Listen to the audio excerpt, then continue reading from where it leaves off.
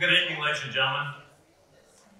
Welcome to the Crossridge Conference and Event Center Auditorium and this year's Candidate Forum. What a great opportunity to hear our candidates' positions on numerous issues in such a wonderful setting. I'm John McCain, President and CEO of the Lancaster County Chamber of Commerce, and we are happy to be hosting this event in partnership with the Lancaster News. As a reminder, tonight's forum focuses only on contested races impacting the Indian Land area. To begin this evening's event, please stand for our national anthem.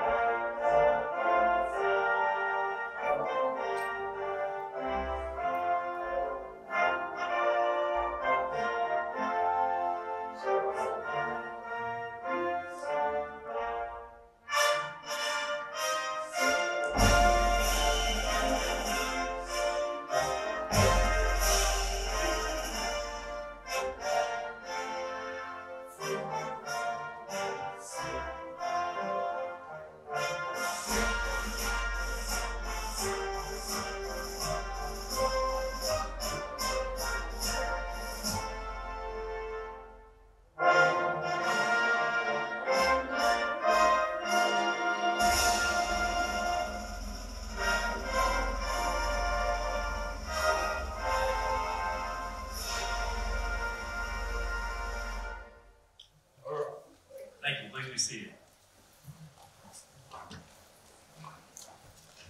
The moderator for tonight's candidate forum is a familiar face to many of us in Lancaster County.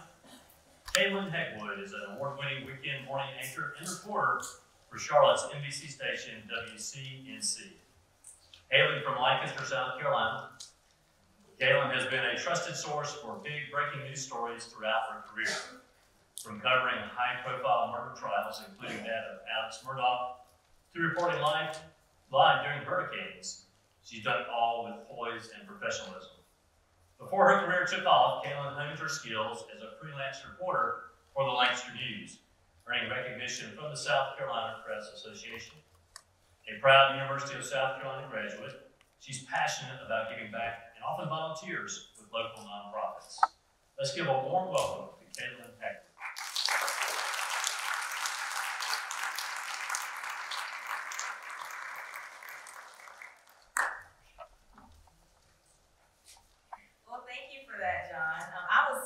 Some great singing during the national anthem. We can start a choir.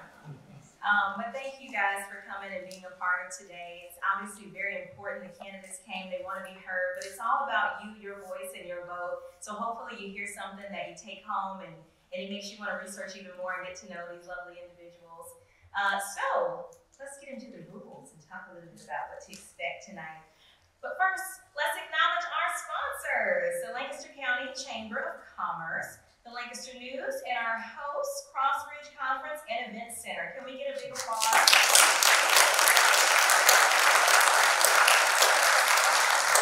I'm very thankful.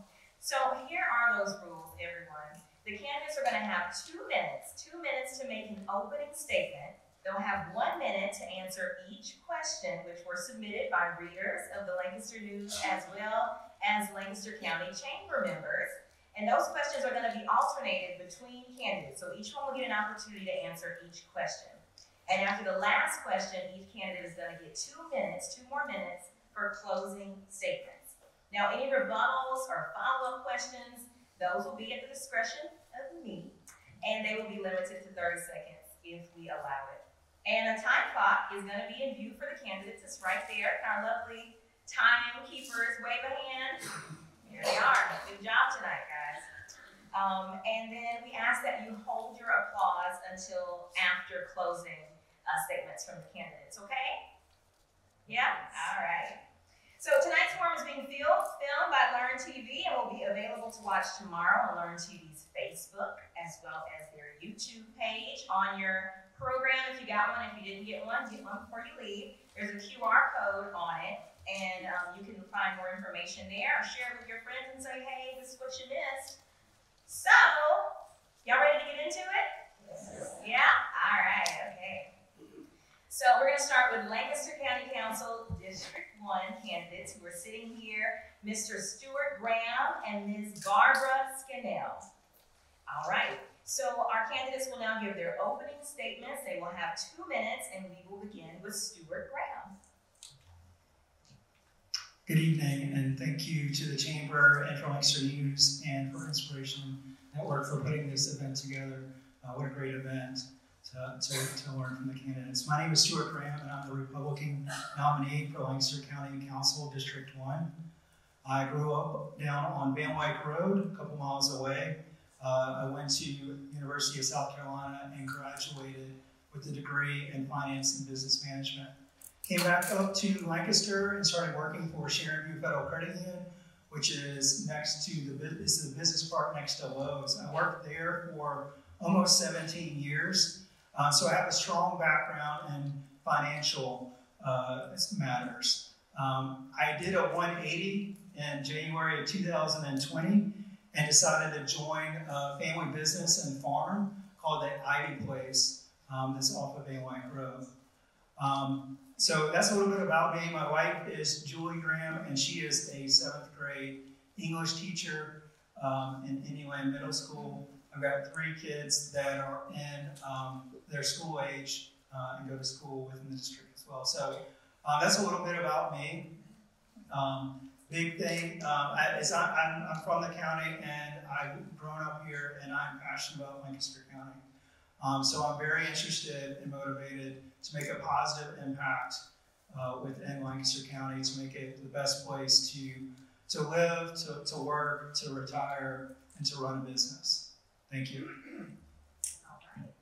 So we will now allow Ms. Scannell to give her opening statement. Good evening. My name is Barbara Scannell, and I am running for County Council District 1. My husband and I are retired. We moved to Indian Land in 2015 and then to Sun City in 2016. We have 3 married daughters and 5 grandchildren from ages 1 to 4. A little bit about me.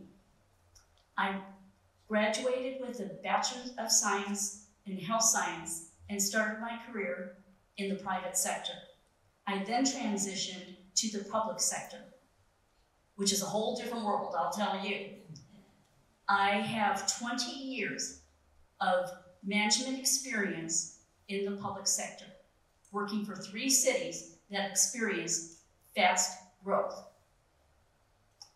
During that time, I reviewed hundreds of development applications and put mitigation measures on development that were paid for by the developer.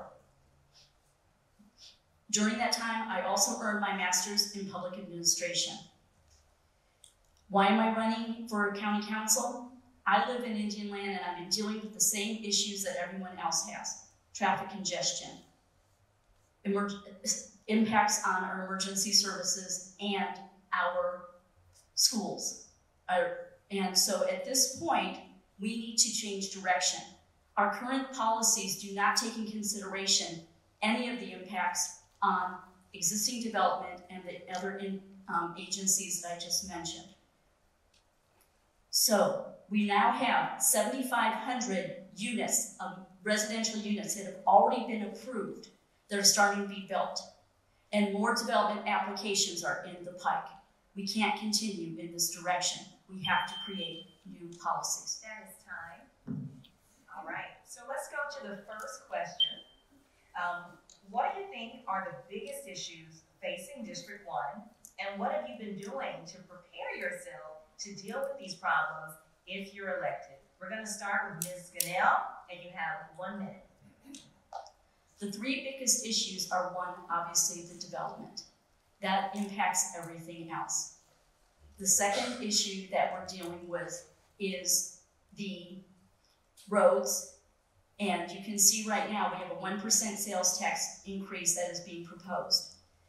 If we started having the developers start paying their fair share with mitigation measures and other road impact fees, then it wouldn't be on us.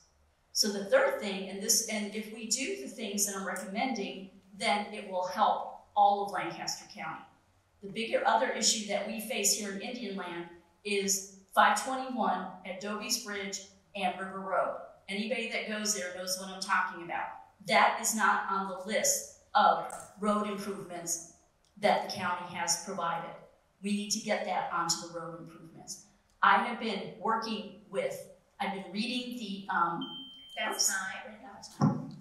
So, Mr. Graham, same question, 1 minute. I think it's very clear what the issue is, and it's universal with people in District 1, and it's basically wraps around growth. It's the number one thing, is management or smart growth, or however you want to term it. The second one is support of EMS and emergency services. I think the county does a really good job of doing that. It needs to continue to do that. The third thing is communication. It's hard to know, even people know, like, I'm in District 1, who's my representative, much less what's the other issues. So one of the things that I will be doing is, if elected, would be managing communication in terms of making sure the recaps and knowing what's going on through email and through social media, and using those methods to make sure that the newsletters and things are going out so that your voice can be heard, so that you can see the important issues and have an avenue to speak against and for what is important to you. So I think that's the biggest thing, just knowing what's going on and what those issues actually are. Time. All right. So this is the second question. Given the rapid growth our county is experiencing, there's concern about the strain on local resources. How do you plan to address this issue? And we'll start with Mr. Graham. Well, I mentioned that you continue to support emergency services. I think the biggest hole that I see right now in Lancaster County is there's no one responsible for a long-term road strategy. There's not an entity that's responsible for that. You've got the comprehensive plan and the UDO, but there's not an entity that is responsible for the strategy around roads. And I think that's a big issue, and it's a big frustration. So that would be one thing that I would propose going down, is figuring out. You got the Public Works, and Jeff Cato does a great job with maintenance on county roads. But how does that turn around to long-term, and figuring out where those growth areas are in the county and planning ahead, so you're not being so reactive and you're being proactive related to those infrastructure things. All right. Ms. Scannell? Yes, ma'am. Given the rapid growth our county is experiencing, there's concern about the strain on local resources. How do you plan to address this? As I mentioned before, the biggest problem we have is the policies that we have in the county. They don't take into account the impact of new development on existing development. That has to change, because otherwise it's just going to be more of the same. So by passing a new ordinance that takes into those things into account, that every development application has to be considered based on the impacts on existing development, roads, schools, public services.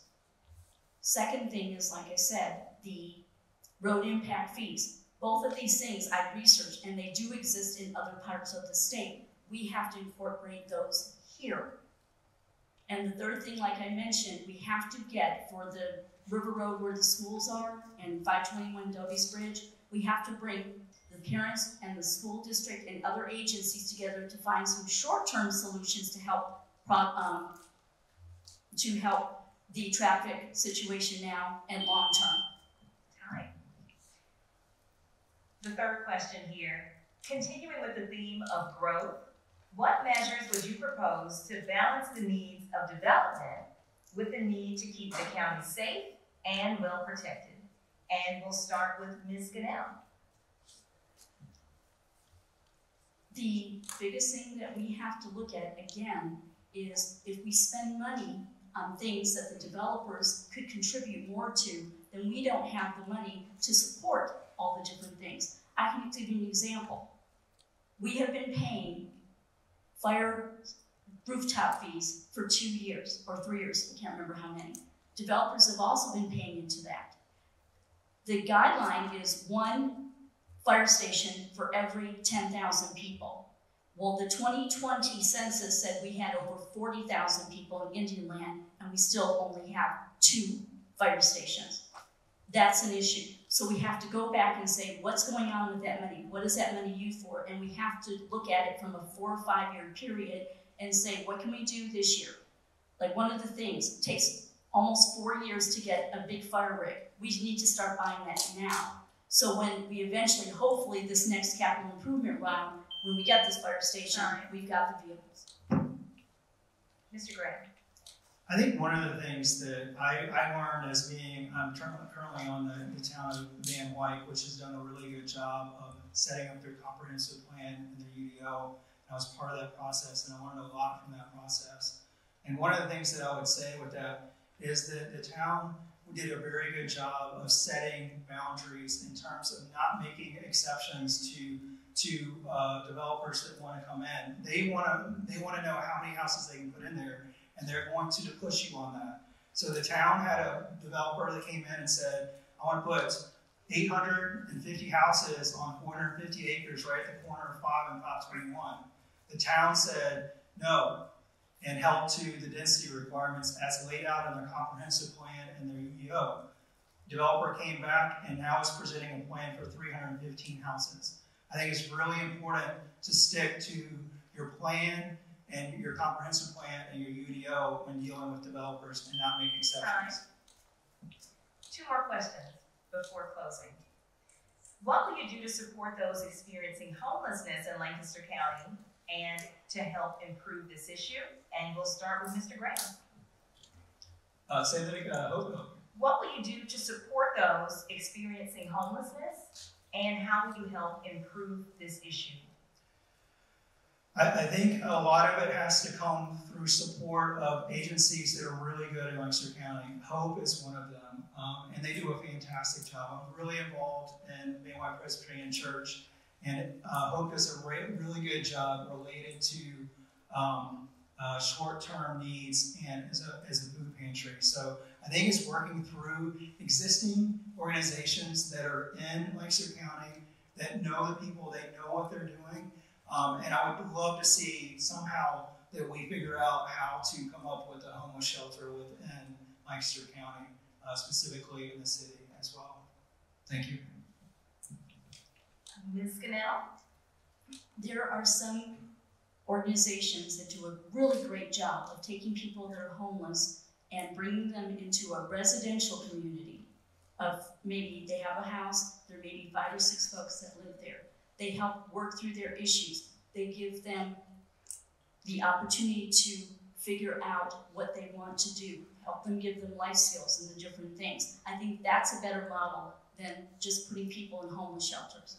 So I would say the ones that are successful, that are doing those kinds of things, that's who we want to bring in, and then work with the other agencies to try to get more of those types of services to help figure out what's causing them to be homeless and try to mitigate those issues and give them the skill set and the knowledge that they have the power within them to overcome whatever issues that they're facing.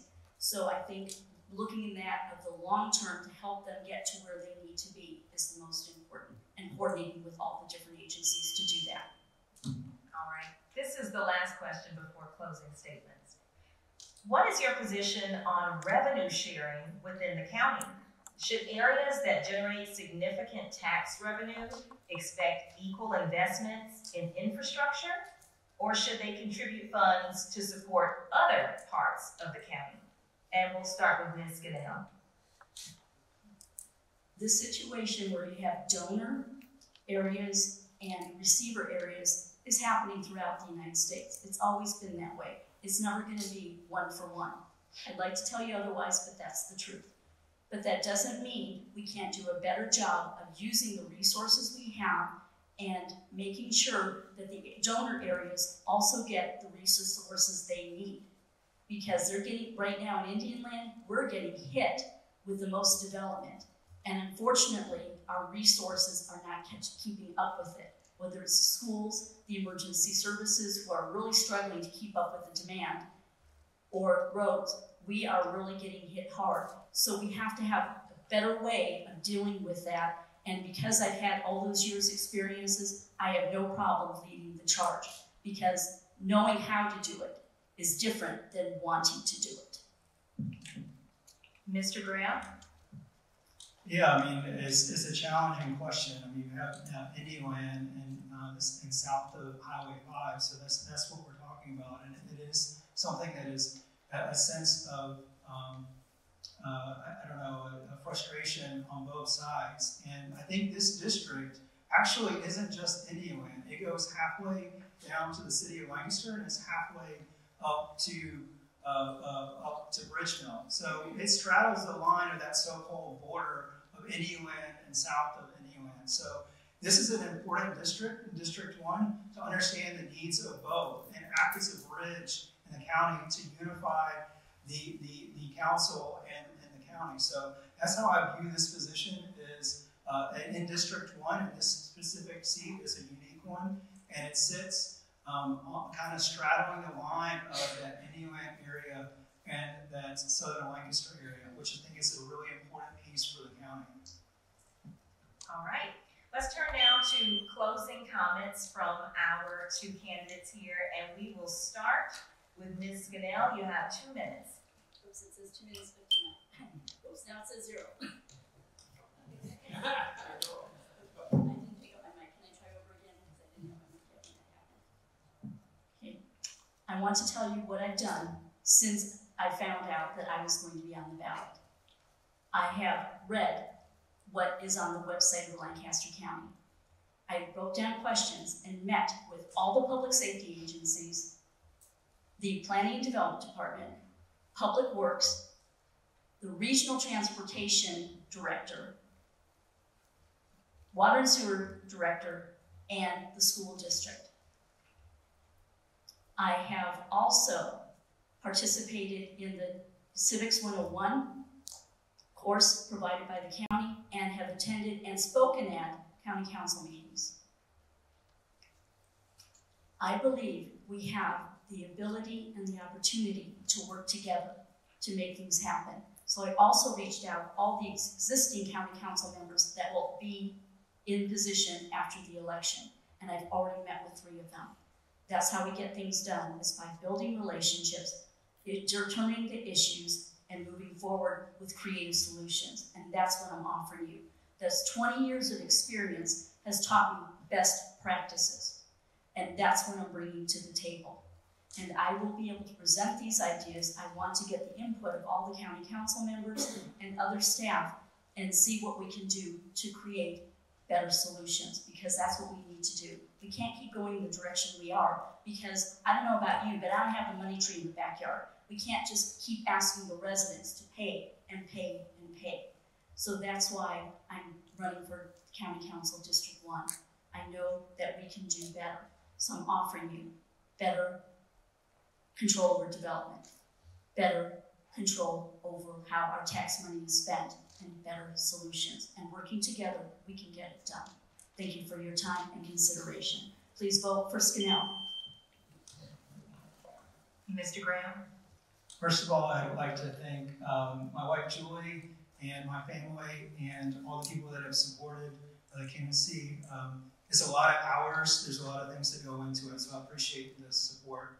I would say that I have a unique blend of background between corporate, small business in this county, volunteerism through the church, and being a church secretary or treasurer for a number of years, and on the town council.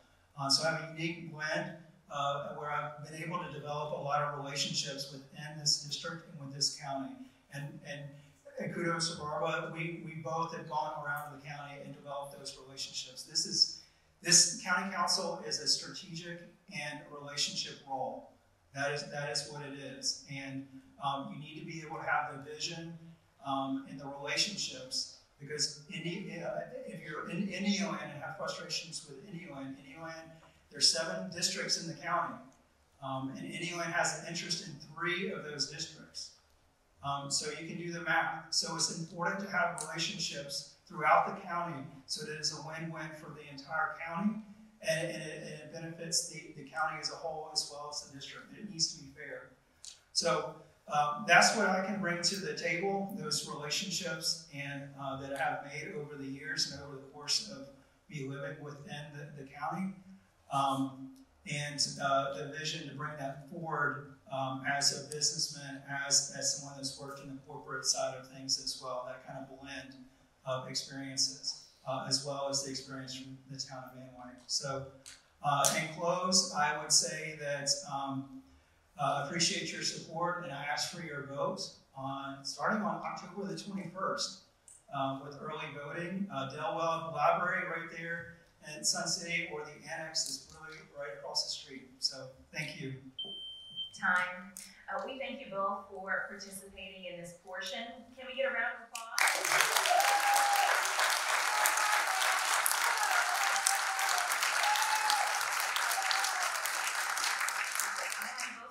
And exit the stage, and we're going to have the House District 44 candidates to take the stage.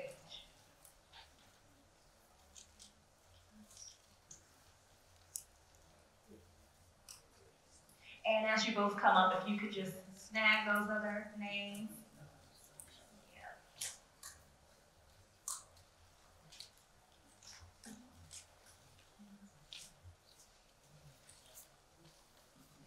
All right.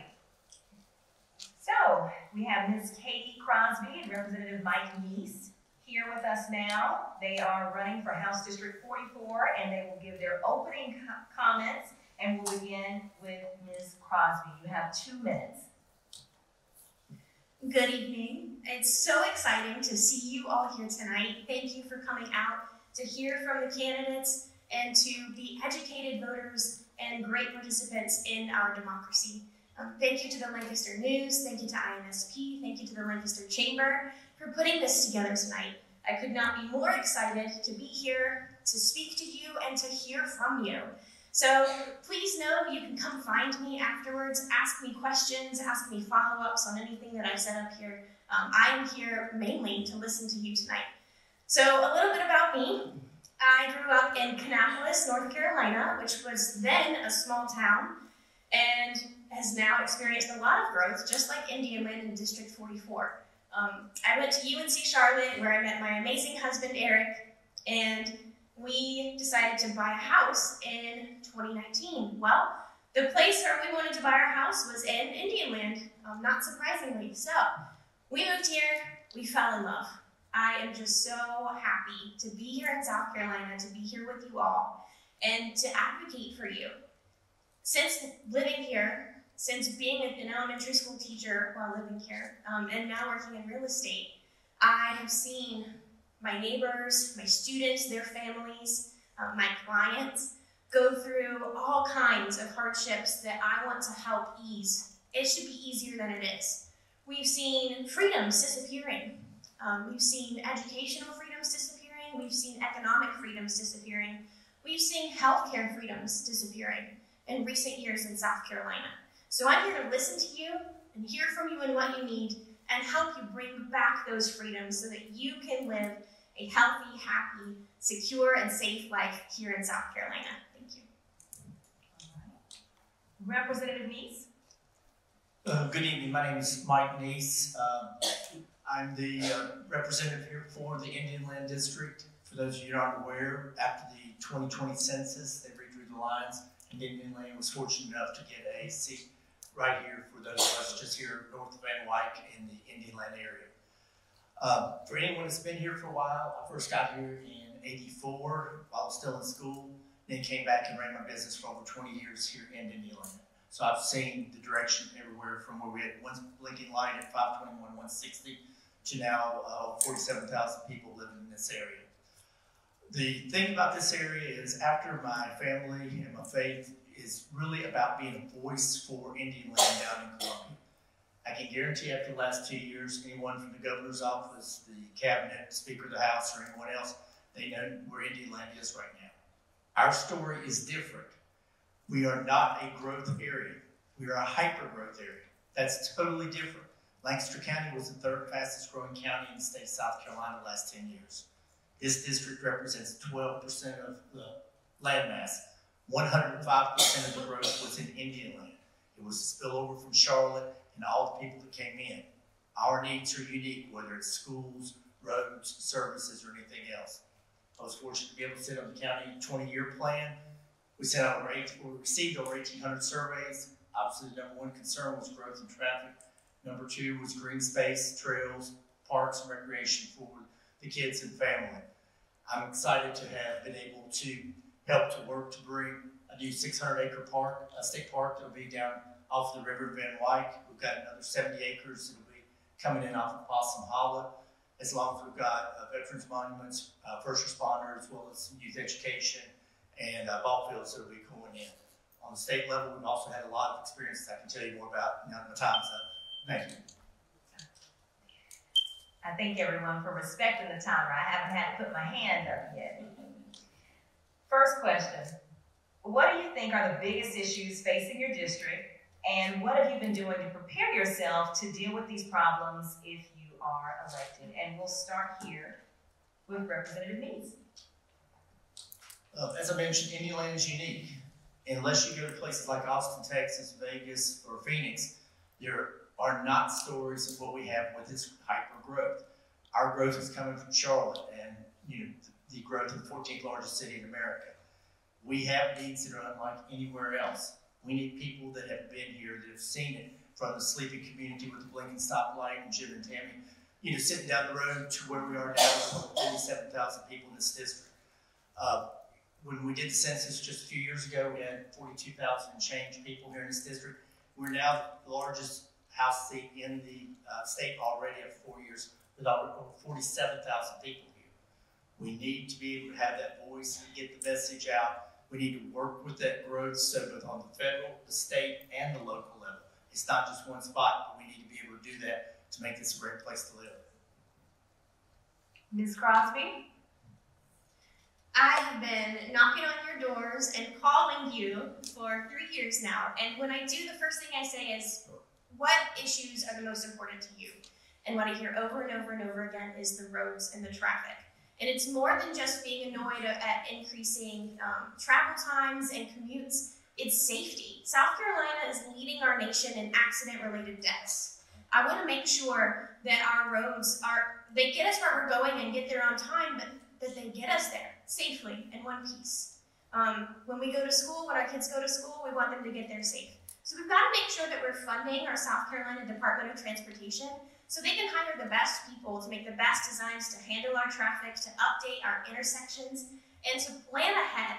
We've got to fully fund these services, put the best people possible in them so that they can do their functions to the highest ability and make sure everything is safe for us here in Indian Land. All right. Second question, how can we reduce the tax burden, keeping you all awake?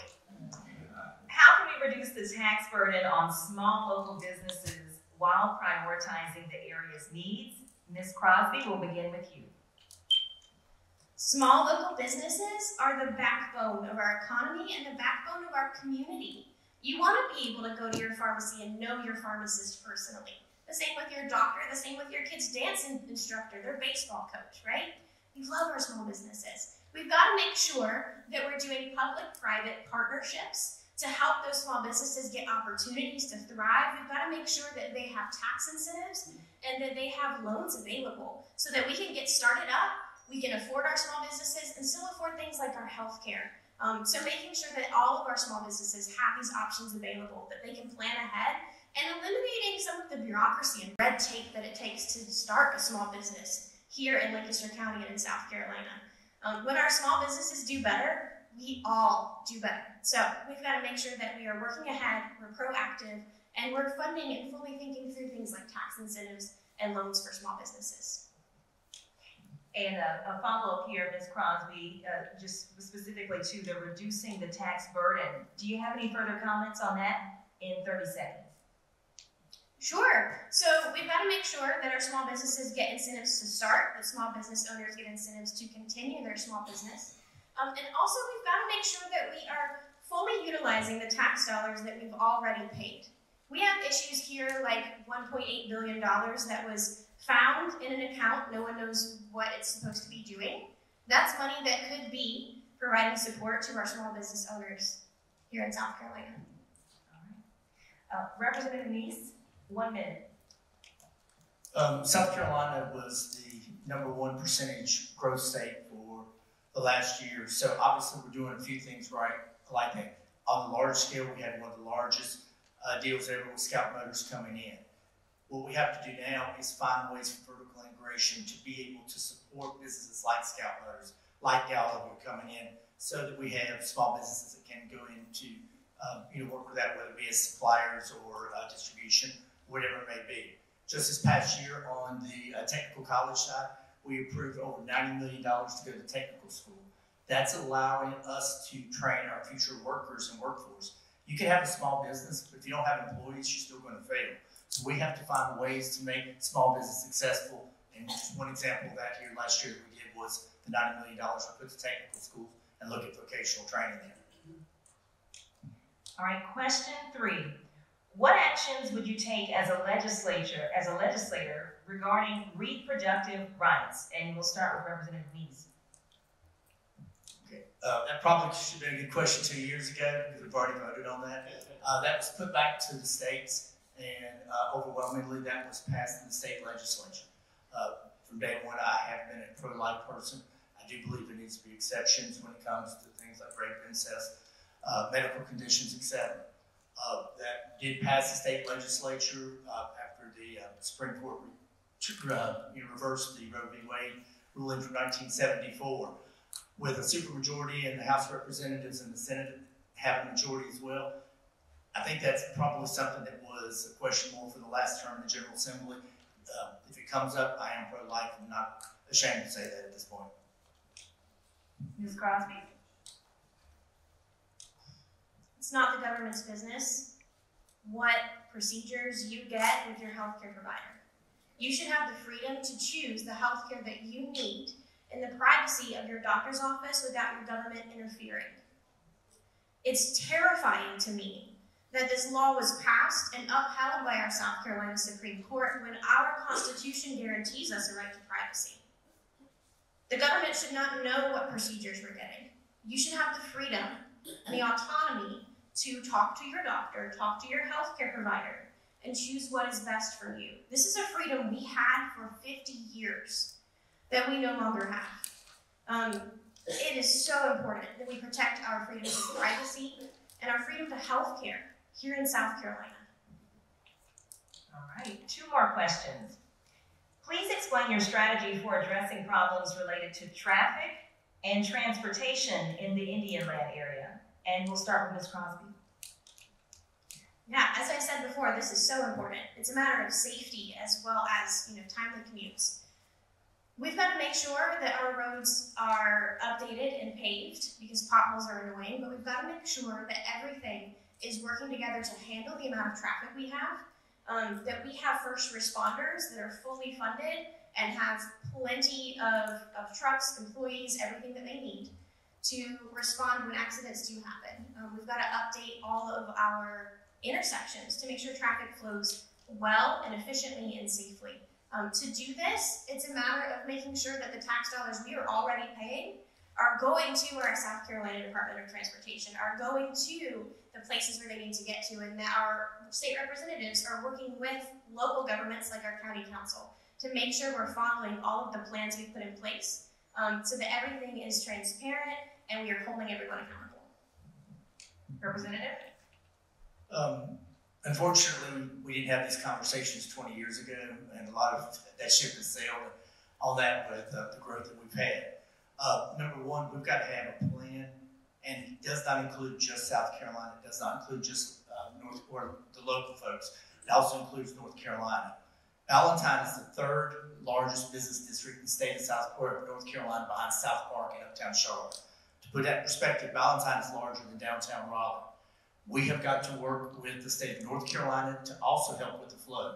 If we came up with a perfect plan on 521, all Union County's going to do is dump all their Western Union County folks on us and just exacerbate the traffic that much more.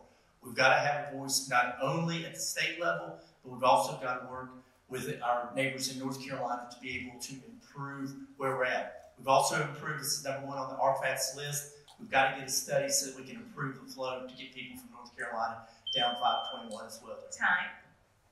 This is the last question before closing comments. What is your perspective on public education in South Carolina, including school vouchers and school choice? As a legislator, what steps would you take to ensure the best possible education for our kids? And we'll start with Representative Neese. That's been a hot topic and just went before the Supreme Court last week. I do support bringing private investment into education because we need everything we can get. Anytime you bring the government into things, it's going to get more expensive and more complicated. We've got to find ways to improve our schools. We've got to also work with outside the box thinking. For example, here in Lancaster County, we've got 3 universities where we're doing dual enrollment programming with York Tech, Winthrop, and with USCL. We've got to continue to do more of that kind of programming so that we improve what our schools are. Unfortunately, here in Lancaster County, because of our hyper growth, we've got some extremely difficult decisions to make on the local level. That's something that's going to be more of a school board question. But then at the state level, we have to work with the Department of Education and look at ways to where we support both the fast-growing areas as well as the weak education areas, such as along the 95 corridor that has with schools there. Ms. Crosby? Creating and passing a state budget is one of the most important jobs that our legislature has. And one of the biggest things in that state budget that gets so much contention is funding for our schools. We've got to make sure that we are fully funding our public education here so that every kid in South Carolina has the freedom to an amazing, world-class public education and that they can feel safe and focus on their science experiments instead of worrying about their safety. So to do that, again, with our state budget, we've got to fully fund our public education. We've got to make sure that we are giving our local school districts the opportunity, right, with the funding, to choose what they need. If they need to hire more teachers, they need funding for that. If they need more technology so their students can move forward, they need funding for that. If they need better school facilities with air conditioning and safe conditions, they need funding for that. It starts at the state budget, and then making sure that we hold our school districts accountable for using that money to the best ability they can for our students. So now we're going to go to closing comments. Each candidate will have 2 minutes, and we'll start with Representative. It's been an honor the last 2 years to represent Indian Land in Columbia. For anybody who doesn't know, they say it's a part-time legislative job. It's more than a full-time job. So I'll be the first to say that up front. At the legislative level, we've had an extremely strong 2-year term, from everything from bringing Scout Motors in to dealing with education issues. We've got first-year teachers now that are making $47,000 a year. They'll go up to $50,000 a year. We've got school resource officers in every single school to try to keep our kids safe.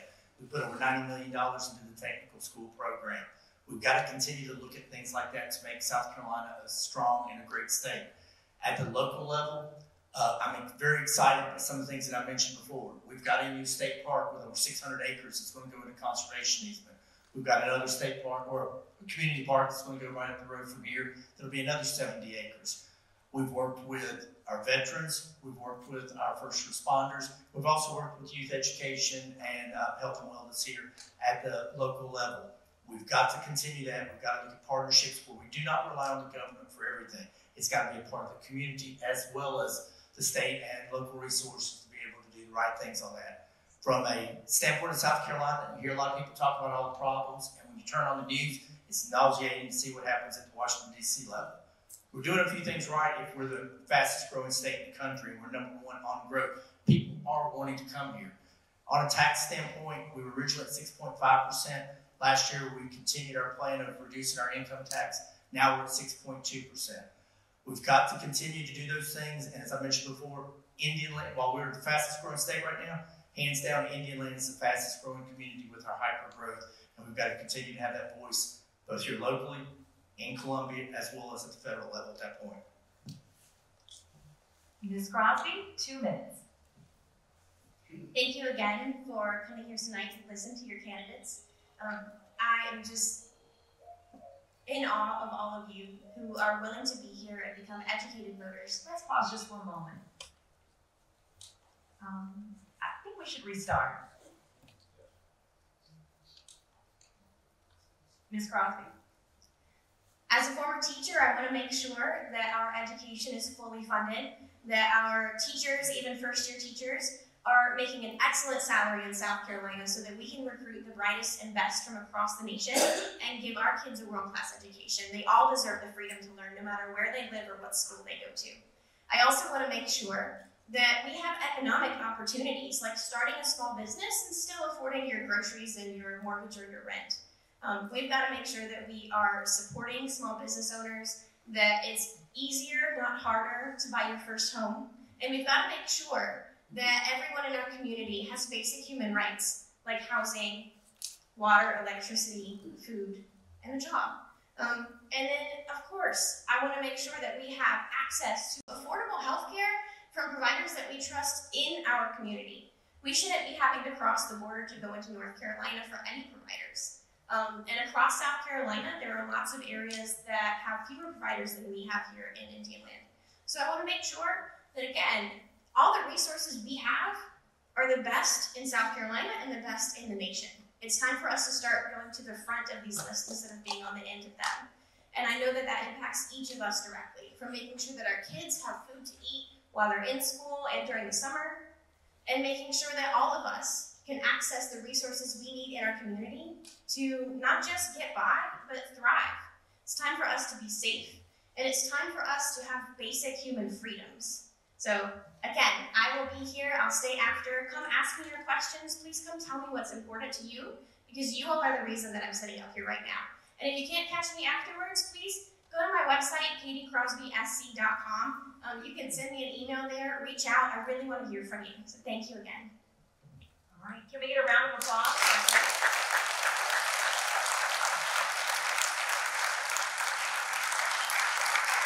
We certainly appreciate you both. We'll now invite the candidates for Senate District 16C to the stage.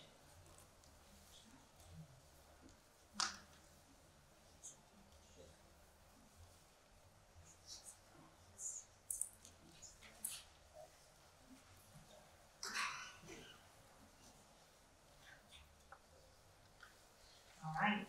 So we are joined here now by Senator Michael Johnson and Mr. Kirill Mace, and we'll begin with opening statements. Each will get 2 minutes, and we'll start with Senator Johnson. Thank you. Thank you all for having us tonight. I can tell you that it is rare that you actually get an opportunity to come and talk to large crowds and take questions and answer it and make sure that the voters understand what's going on in South Carolina. I was thinking back earlier today, 2020 when I was elected, what a different time. We didn't have debates like this. I was on Zoom debates, and everywhere I went, someone was wearing a mask. It was a different time in our state, and but if you think about it, South Carolina came out of that stronger and better than ever before. Job growth is better. Wages are up. Things are brighter than we've ever had them in South Carolina. We can continue. There is so much more to be done. Whether everybody so far up here has talked about growth. The state can play a role in helping local government with growth. The state can be a major player to improve education. The state can flat out lower our taxes tomorrow and help recruit businesses to this area. These are the types of things that you need out of your state government. And that's what I've been doing for the past 4 years. I want to encourage you to ask questions, get involved, and if I can do anything to assist you, please let me know. Mr. Mace, you have 2 minutes. Hi, my name is Carol Mace. I'm originally from Fort Mill, but I'm the District 16 for both counties, so it's a pleasure to be here. As a third-party candidate, it feels very intimidating to be here, sitting with a sitting senator and talking about the issues. I'm very passionate about South Carolina. I've grown up here. I was born in unincorporated part of Fort Mill, or York County, that's Fort Mill now. I love the area. I love South Carolina. And I just really want to hear from everybody, know what y'all's issues are, and I want to represent y'all in Columbia. All right, so we will now turn to our questions.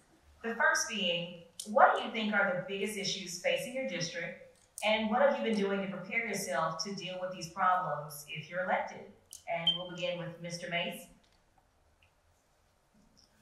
I feel a bit silly saying this just because I'm not from Indian Land itself and hearing everyone talk about the traffic and stuff, but I think infrastructure is one of the key things that our district has, is the lack of road maintenance. There's a lot of bridges that I just look like they haven't seen an inspector in 50 years. I think that just a lot, because I know York, I believe, or both York and Lancaster are donor areas, and I feel like we could use a lot more money aside from just the pennies for progress that we have going on now, which is doing great, but there's still a lot more we can be doing, and I feel like that's very important. Senator? This past year, the state legislature put $500 million into repairing existing roads. That's $500 million of new money. That is on top of the money we've been spending for the past few decades. How have I been prepared for this? Spent 7 years on the school board, 8 years on county council. Some of that time as the chairman of the county council. I have served on RFATS for over 8 years, and I serve on it today. And RFATS, for those who don't know, is the Rock Hill Fort Mill Area Transportation System, which Indian Land is a part of. I have appeared before the South Carolina Infrastructure Bank and asked for money and got about $125 million to improve interchanges along I-77. The reality is, I get reelected, we're going to take the plan that RFATS is doing for this area, and we're going to go back to the Infrastructure Bank and get money for 521 to expand it. The second question here from voters. As a candidate for the Senate, what policies or funding initiatives would you advocate for to ensure our community's safety keeps pace with its growth? And we'll start with Senator Johnson. Just be pro-law enforcement. Every day you wake up, you go to Columbia and you say, what can I do to make law enforcement, make sure law enforcement just has the basic tools they need to do their job every day? Because law enforcement really is a county and municipal action. That is who controls that. But what the state can do is make sure that you need extra resources, you need ambulances, you need fire trucks, you need cameras to wear, you need bulletproof vests. Unfortunately, we live in a world where that is becoming more and more common. We also put about $100 million this past year, I believe the number is, in the legislature, into safeguarding our schools, taking schools that don't have a locked door followed by another locked door. And again, how sad it is we live in this world where that is needed, but we put money toward that. That's how you tackle safety, is you make sure you give support to those who need it. Mr. Mace? Could you repeat that question for me? Yes, sir. So, as a candidate for the Senate, what policies or funding initiatives would you advocate for to ensure our community's safety keeps pace with its growth? Okay. I think a lot of the problems that we have is that a lot of young people, they don't have a place to go. Like, I know we were talking about like parks and stuff opening, but I grew up in an area that I had no park near me. The only thing a kid my age, I'm 35, so like I'm talking like 15 years ago, but the only thing a teenager or something could do was to like loiter at Walmart. I think like opening maybe a community center, having things that people can do aside from loiter around and do crime would really help in the issue. All right, question 3. Would you be in favor of giving the citizens the right to propose ballot initiatives at the state level, similar to what they can currently do on the local level?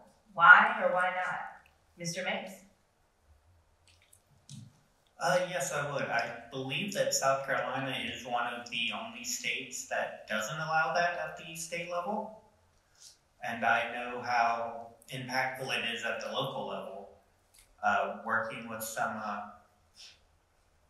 people in Richland County last year, I know how effective it is and how it gets things that the people want passed that maybe politicians don't want to bring up in Congress or won't get through the House. Senator? I think there's a difference between amending the Constitution and ballot initiatives. I do not favor ballot initiatives. I'm not turning South Carolina into California where there's a 20-page booklet to explain every ballot initiative that somebody was able to go get 5,000 or 6,000 signatures on. That's not good democracy. That's not well thought out plans on how you're actually going to implement that ballot initiative once it's there. Now, currently in South Carolina, 2/3 majority of the Senate and the House will allow you to put a constitutional amendment on the ballot. That can be voted on. I wouldn't have a problem studying and trying to determine the best way to allow individuals, large groups, to come up with enough signatures to put an amendment to the Constitution. Because quite honestly, government by the people, for the people, starts with you and the Constitution. So I don't have any problem with that. But a ballot initiative, just not going to sign off on 1,000 bills. With many families struggling to find affordable and reliable child care, what policies would you support to increase access to quality child care services, and how would you ensure these services are affordable? Senator Johnson. You know, that's a great question. I had a conversation the other day with a superintendent, and I said to him, tell me one thing, not 3 things, not 5 things, and tell me something I can do. Don't tell me some pie in the sky idea. Tell me something I can do to help retain teachers in your district. And he said, childcare. Give me childcare. Let teachers bring their children, that 2-year-old, 3-year-old, 4-year-old, to school, put them in a room with, just like a normal daycare. He goes, and I'll keep teachers. I'll put more teachers, I'll keep teachers in the classroom, I'll keep them happy. That's one step forward, right? I mean, so thinking of different ways outside of the box to give parents the access to work. Work is what gives people, at least me, gives me a purpose. I was fortunate enough I could afford to send my kids to school. Everybody should have some access to child care so they can go to work. Mr. Mays? I agree. I think child care is one of the more important issues that isn't talked about a lot because, I worked at McDonald's for 7 years. And when I worked at McDonald's, everybody at McDonald's is working a second job, raising their kid, and then a third job, watching their coworker's kid, their sister's kid, someone else's kid while they're at work. And I think that getting the child care is extremely important. I think it would definitely help the economy just because more people would be able to work. Last question before closing. With the changing landscape of the job market, how do you plan to support workforce development to provide training opportunities so workers are prepared for emerging industries? And we'll start with Mr. Mays.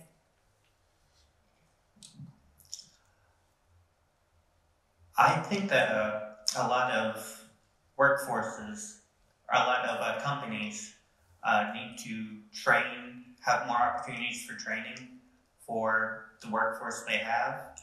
I believe that technical colleges and other colleges should honestly be free, and that for emerging industries, there is no industry for them to train in at the moment, but the schools could teach them the skills they would need to work in. I can't think of an emerging industry that at the moment, but so you could learn the skills of, Indian land, sky, artistry. That's the new industry coming in. Time. Senator? Qualified, well-trained workforce is what's going to make the engine run. Luckily, tuition at technical schools in South Carolina is free. We have the best technical school system in the country in South Carolina. We need to utilize it more, and more students need to be going through it. It's kind of an unfair question in the sense of, well, what would you do? Well, I've done it. This past year I proposed a bill, an apprenticeship bill, to increase apprenticeships. We increased the tax benefits for companies that hire apprentices to $4,000 or $6,000, depending on the age of the apprentice. They can write that over 3 years. Did you know that in South Carolina, the #1 apprentice employer is CVS? Everybody who's wearing a white coat in CVS is an apprentice. We need to take that apprenticeship program in CVS and expand it to every company in South Carolina. But you increase the apprentices, you're going to get better workers. Time. Turning now to closing comments. You'll have 2 minutes to share your final thoughts to voters, and we'll start with Mr. Mays. Hey, like I said, I don't have nearly as much experience in government as a senator over here, but I am running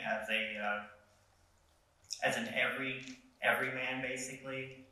I have experience working. I've worked since I was 15 constantly. I'm currently in manufacturing at a printing company. I hope to be able to serve South Carolina, and even if I can't, I still hope to improve it in whatever way I can as a regular person. All right. Senator. Hold that mic. Y'all, I hate sitting, so I'm gonna stand up and just say, I'll tell you, when I ran for office the very first time, one of the things I was told was, never, ever talk to a crowd and not recognize your wife. My beautiful wife is sitting back there, Amy Johnson, and I will tell you this. Now you can clap, Mike. So here's the key. You want to be good at anything, make sure your family supports you. And that's the one thing that I've gotten from my family over the past decade. And in my time in Columbia, is my family is 100% behind me, and that starts with my wife. I can't tell you how excited I am about the next 4 years. North Carolina is cutting their corporate tax to 0. To 0. That means businesses aren't going to want to locate in South Carolina. We've got to get competitive. We have cut over $1 billion in taxes in South Carolina. We've sent $1 billion back to you in rebates. The reality is we are flush with cash. We're going to have $1 billion surplus this year. It's time to quit spending money, your money, my money, and give that money back. Give that money back to you. People often say, Michael, do you believe in big government or small government? I'm a small government guy. I don't believe, Ronald Reagan once said the role of government is to protect you, not tell you how to run your life. Man, that sums it up in just a very simple statement. We need smaller government. How do you get smaller government? Feed it less money. And who pays all the money for government? You and I. By lowering our taxes, making us more competitive, we're going to, 1, grow our area and make it better. But 2, we're actually going to make government smaller. I want to thank you all for being here tonight. Thank you all for coming out. And I ask for your vote in November. Thank you.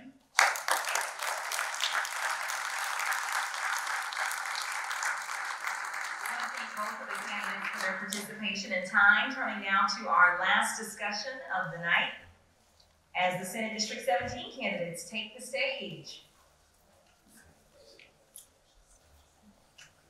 All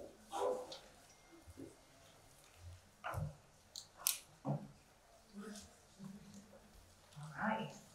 So with us here now is Senator Mike Fanning and Mr. Everett Stubbs. They'll both get 2 minutes to, this is a rowdy bunch now, they are ready. They'll both get 2 minutes here to give their opening statements, and we'll start with Senator Fanning.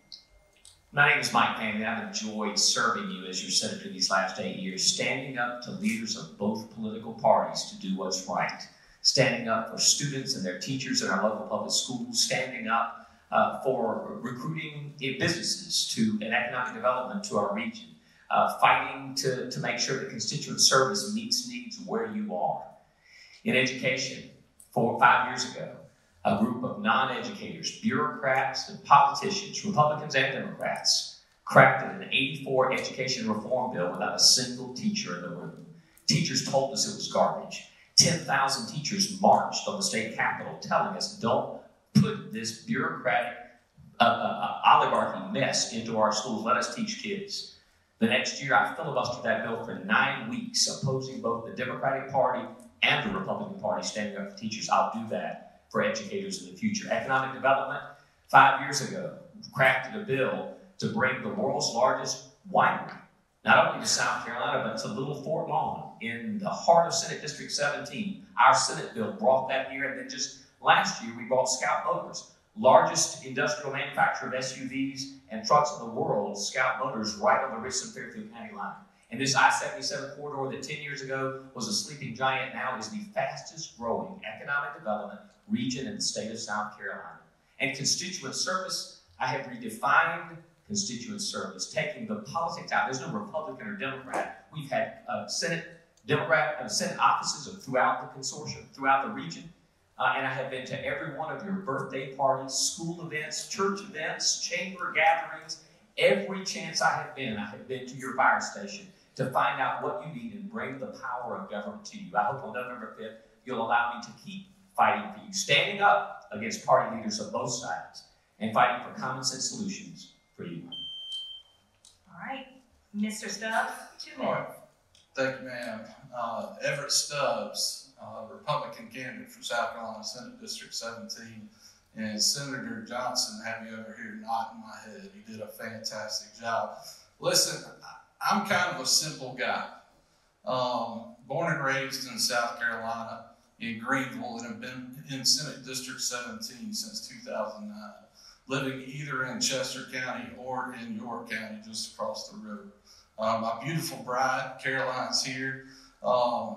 What Senator Johnson said couldn't be more true, and I know it's true for Senator Fanning as well.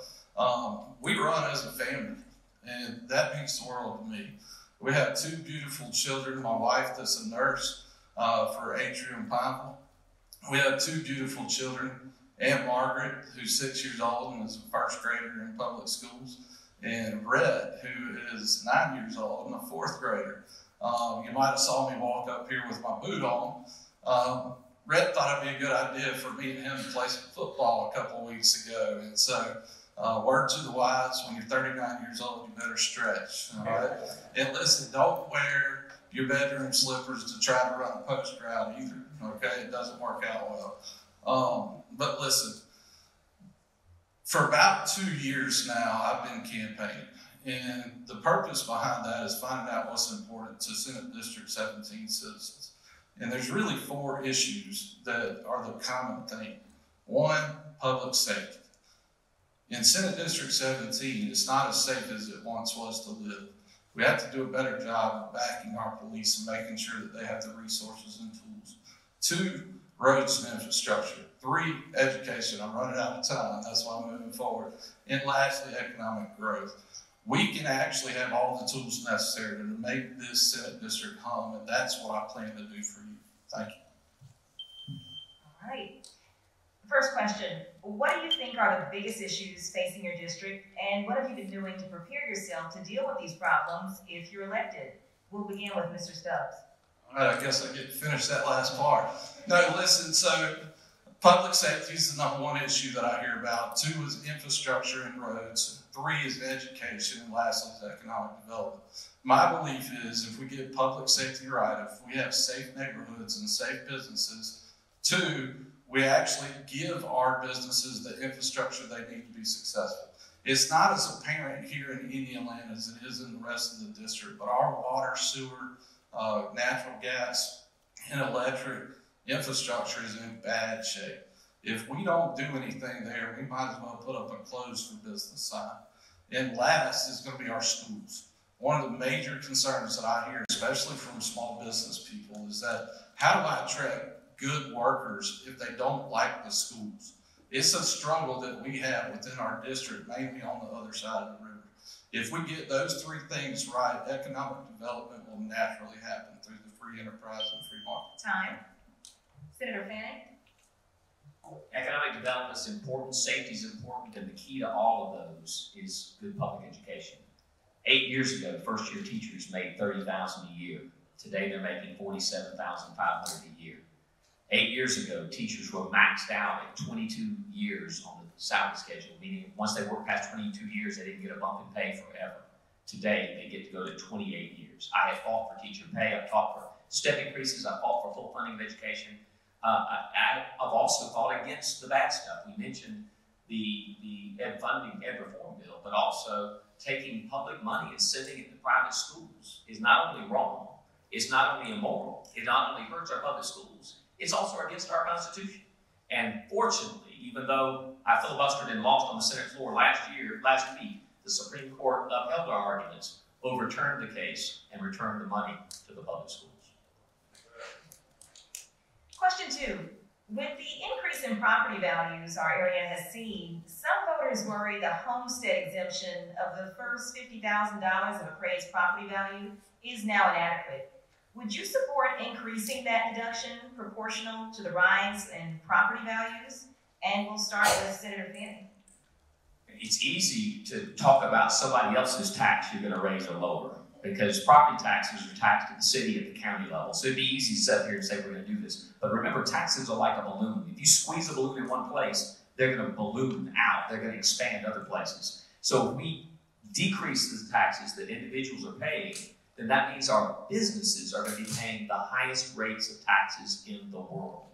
Currently, our businesses are paying really high taxes because our big industries get fee and lose. The reason they get fee and lose is our tax rates are too high. The reason our tax rates are too high is because we're giving away all the fee and lose. We've got to quit making exemption after exemption, and we need to focus on lowering the rate. Senator Sean Bennett, Republican out of Dorchester, and I are the only two in the Senate that have issued comprehensive tax reform plans that would reduce every single tax to the lowest rate in the nation: income, sales, and property tax. Mr. Stubbs? All right, so this is something that I respectfully disagree with. Okay, the Homestead Exemption Act is meant for 65 years of older individuals or fully disabled people. And so what it does is it gives you your first $50,000 free on your home value. That was great when that actually was established 30 years ago. $50,000 meant something. Today, it doesn't do anything. I've actually, and I think it's funny that I got this question, I actually proposed that if elected, I plan to try to triple that rate. And that doesn't impact the county officials. The county officials are here. The state picks up that difference. So the county does not actually miss a beat. They still get the full fee as if they had 100% taxation. But the locals get that tax break, and ultimately the state makes up the difference. So yes, I 100% agree with increasing that tax exemption. The next question here. At times, mental health care concerns fall on law enforcement. What's your vision to shift that burden back to the healthcare system? Mr. Stubbs. At times, mental health care concerns fall on law enforcement. What's your vision to shift that burden back to the healthcare system? All right, so I'm actually on the NAMI board for Tri-County, which is the the National Alliance on Mental Illness, okay? NAMI is a nonprofit organization that actually provides mental counseling. I'm the Chester County representative, although technically I live in York County. What we need to do, law enforcement is the first line of defense when there's a mental health crisis, okay? What we need to do is make sure we're empowering those individuals with the resources to get these people where they need to go. Piedmont on the 3rd floor is not the, do all, say all as far as curing mental illness. We have a striking problem going on, really a pandemic when it comes to mental health illness and critical needs. What we have to do is we have to identify some resources and make that a priority again in this state. Senator? Years ago, we had Bull Street. Many of y'all remember Bull Street, downtown Columbia, and it was the mental institution for the state. And there were lots of abuses there, and people were treated inhumanely there. And so rightfully, we abolished that concept, which is good, except we didn't replace it with anything. We literally went from having a place where we could send mentally ill people to get treated, and it was done in a very bad way, and we got rid of it without replacing it with anything else. And so now, we don't have a place that people can get help as a state. And the only person that folks can call is law enforcement, as the question referenced. In the last couple of years, I have met with jailers who have said the number one thing they need above even pay is mental health counseling. I've met with judges, and our judges have got created, and now in our district we have a mental health court that actually treats that as the illness that it is, to try to get to the bottom of that. If you meet with people in our public schools, I met with teachers, and they said our number one thing is mental health counseling as well. Would you favor the elimination of budget provisos, thereby forcing changes in state law to be debated and voted on by members of the Senate and House in a bill? Why or why not? Senator Fanning. I get the intent of the question. The intent of the question is bobtailing unrelated things on the budget, and I wholeheartedly support that. You can't technically support abolishing provisos. Provisos is the language of how you would spend the money. So if you passed a budget without provisos, you'd allocate money to the State Department of Education, and there'd be no proviso directing them how to spend the money. I think the intent of the question is pork barrel spending, where you take a bill, and I would wholeheartedly support this. What happens on the floor of the Senate is, my bill doesn't get passed. I'm mad, so I introduce it as an amendment to the budget and try to hijack the entire budget to get my bill passed. Wholeheartedly support abolishing those. That does the budget a disservice, and it takes away our ability to do our number one job for you, which is to be wise investors of your tax dollars, rather than getting a deal with another senator to get them to support the budget by allowing that to pass. Wholeheartedly support ending pork barrel spending and earmarks in the budget. Mr. Stubbs? No, I would not support that. I think that the proviso is a very important tool for the state of South Carolina. There were a number of budget provisos that actually this past year went into place and protected many of the freedoms that we have. And so I don't believe that that is something that we need to get away from. And I'll also tell you this too, right? When I say infrastructure, public safety, these things, Senate District 17 is one of the most rural districts in this state. Without the state level funding that we have coming to us, if we don't get more, we're going to be in serious trouble. Our mean income as far as household is probably one of the lowest in the state. We've had some economic wins as of late, but again, if we don't have that state level funding to address our infrastructure in Senate District 17, we might as well put a closed sign up. The last question before closing statements here. Since South Carolina ranks around 41st nationwide in pre-K through 12 public education, what is your solution to improve this? And we'll start with Mr. Stubbs. Yeah, so my number one issue with the educational system is how much money is spent in administration. All right, I have a family full of educators. My mother-in-law is a retired teacher in public schools. My sister's a teacher. My brother-in-law is a teacher. My sister-in-law is a teacher. And my niece is at the University of South Carolina getting an early childhood education degree. I'm a public school kid. My kids are public school kids. My wife's a public school kid. What I get frustrated with is seeing all this money being spent in administration and not getting our teachers. Kudos to Mike Fanning for actually fighting for teachers. That is, if elected, something I plan to take up and carry that torch on as well. Another thing is we have school options. I'm not a fan of the school voucher program. That's not something that I plan to support. But what I do plan to support is other options within the district, with charter systems, with co-ops, other school options, so parents have a choice. Senator. Thank you. Education is the glue that holds us together. It's the thing that allows people to truly pick themselves up the bootstraps and participate in a democracy. I'm the only teacher in the legislature. I'm the only teacher in the Senate. I'm a former high school social studies teacher. This is my 32nd year in education. My PhD is in education policy.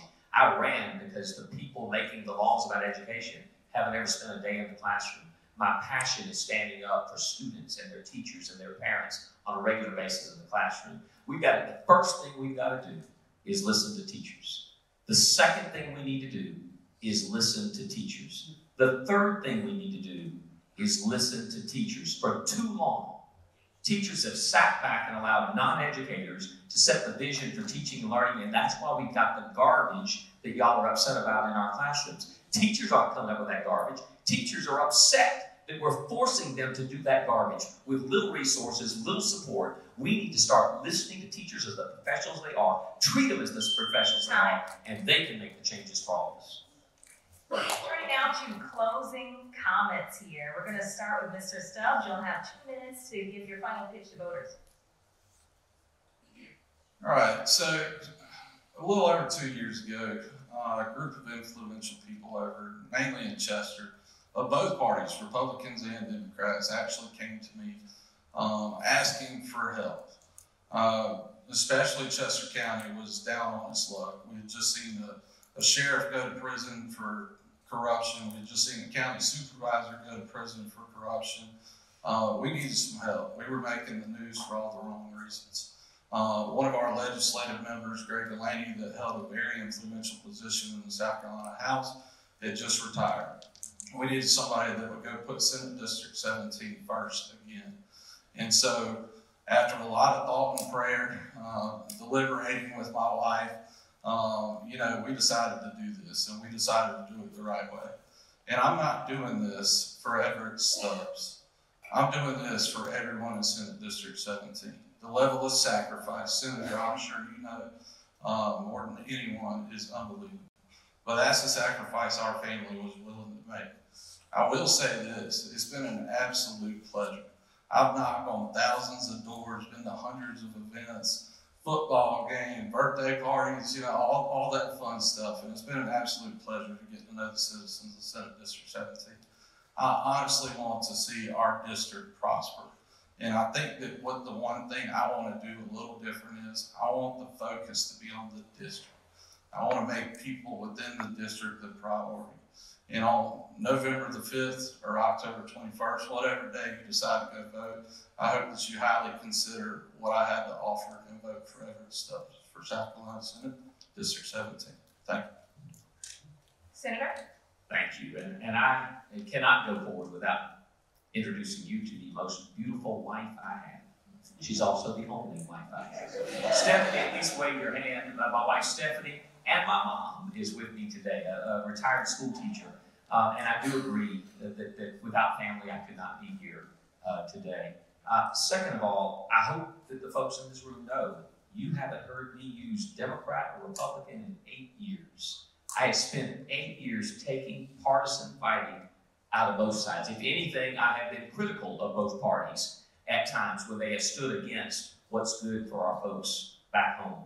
I have spent 8 years taking the partisanship, the hyperpartisanship out of politics. Please, let's don't turn back now. Let's keep that progress going. And as a result of that, we can focus on what your needs are. So, for example, there's no Republican or Democrat drug addict or victim of crime. And so this year, we passed the toughest fentanyl opioid bill in America. Our youth fentanyl law is the toughest one in America. It's what law enforcement asks. It treats the drug traffickers tougher than any other state. We also got sick of the revolving door. Do you know which party is sick of the revolving door? People come into crime, go to jail, get out of jail, commit another crime. Both parties, people of both parties are sick of that. We passed the toughest bond reform, exactly what law enforcement asked to. I'm a United States Army veteran, hoo-ha, 13 Foxtrot, U.S. Army. And I'm a ranking member on the Family and Veteran Services Committee, and I'm proud that we exempted 100% of military pay from taxation in South Carolina. I'm proud that we have built 3 nursing homes specifically for our veterans. We've reformed the burial process, and we've lifted the Office of Veterans Affairs to a cabinet position that I fought for, making us Secretary of Veterans Affairs. These are bipartisan things that have nothing to do with politics that I've enjoyed fighting for you for these years. I will stand up to party leadership to fight for you. Can we get a round of applause for our candidates?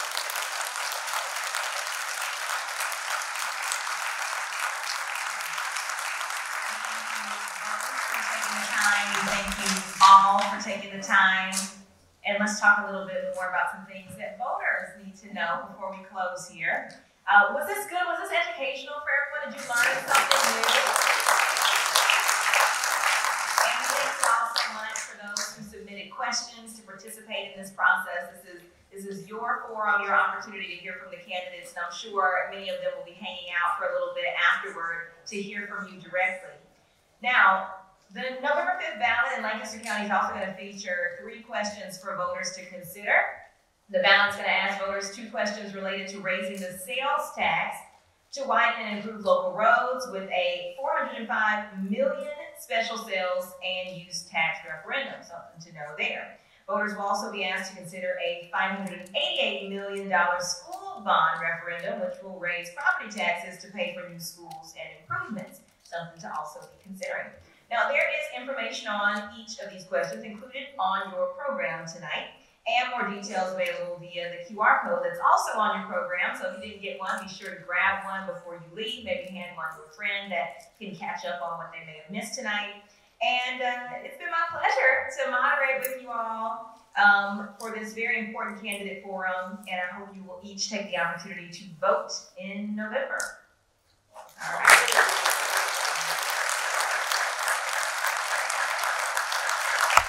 I'm going to ask Jane Alford with the Lancaster News to provide some closing comments.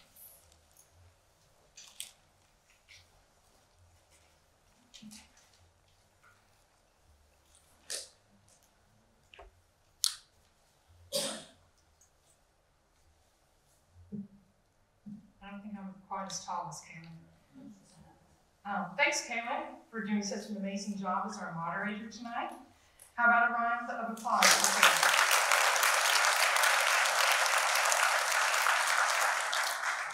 I do want to remind everyone that this is the first of 2 forums. We have another candidate forum that takes place next Tuesday, September 24th, on the campus of USCL Lancaster in the Bundy Auditorium. Doors open at that one at 5:30, just like tonight, for a chance to mingle with the candidates. There will be 5 races featured there.